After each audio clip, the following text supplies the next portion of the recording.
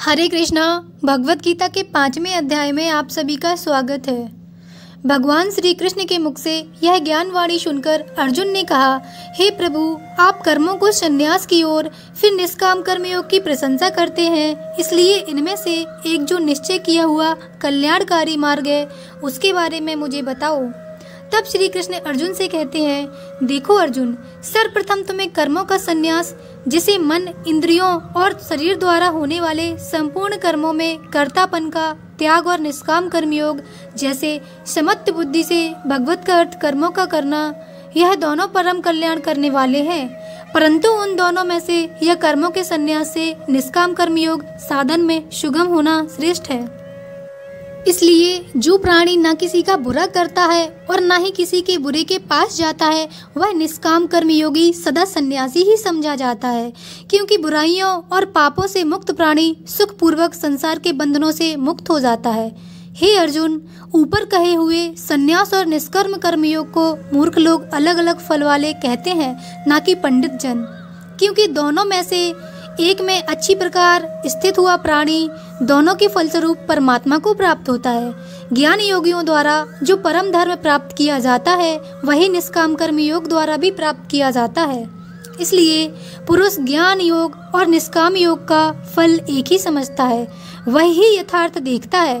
परंतु हे वीर श्रेष्ठ, निष्काम कर्म योग बिना संन्यास यथार्थ इन इंद्रियों और शरीर द्वारा होने वाले सारे कर्मों में कर्तापन का त्याग प्राप्त होना कठिन है, और भगवत स्वरूप का मनन करने वाला निष्काम कर्म योगी ईश्वर को शीघ्र प्राप्त कर लेता है।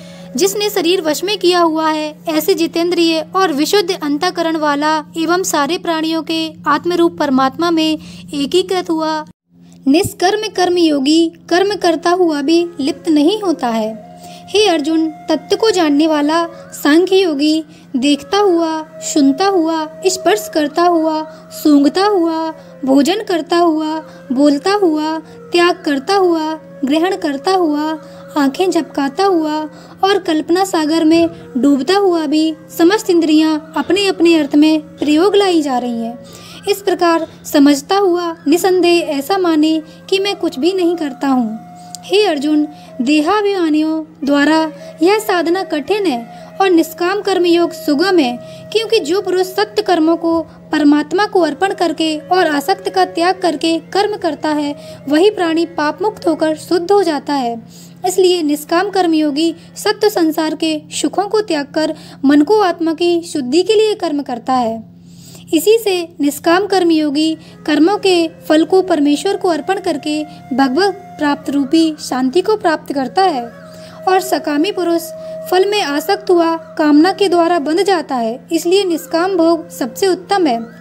प्रिय अर्जुन, जिसके वश में अंतःकरण है, ऐसा सांख्य योग का आचरण करने वाला पुरुष तो न संदेह करता हुआ और न ही करवाता हुआ 9 द्वारों वाले शरीर रूपी घर में सारे कर्मों को मन से त्याग कर आनंद पूर्वक सच्चिदानंद परमात्मा के स्वरूप में स्थित रहता है।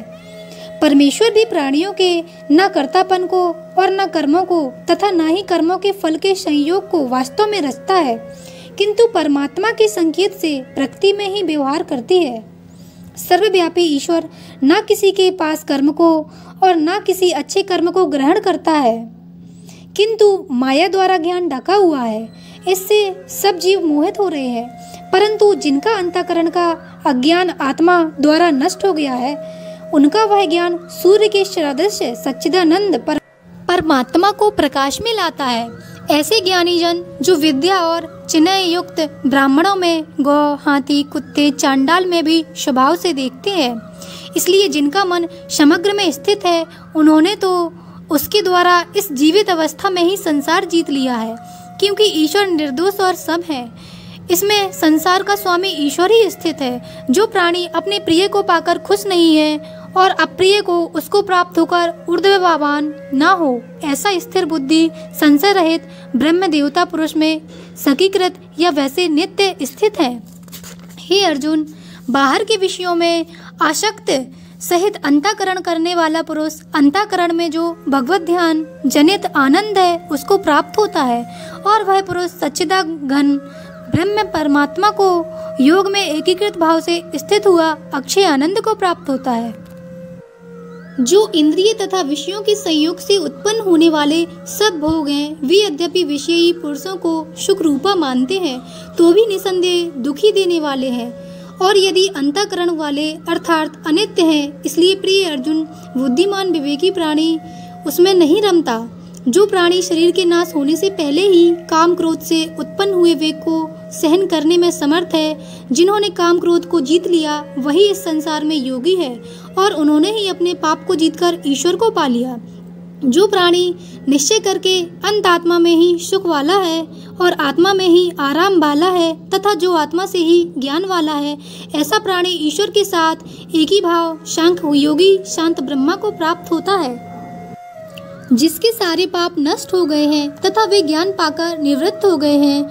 रति जिनका एकाग्र हुआ है, जिनका ध्यान ईश्वर में लगा हुआ है, ऐसे भद्र पुरुषों को ईश्वर प्राप्त होते हैं। काम क्रोध से मुक्त जीते हुए चित्त वाले परम ब्रह्म परमात्मा का साक्षात्कार किए हुए ज्ञानी पुरुषों के लिए सब ओर से ईश्वर की कृपा होती है।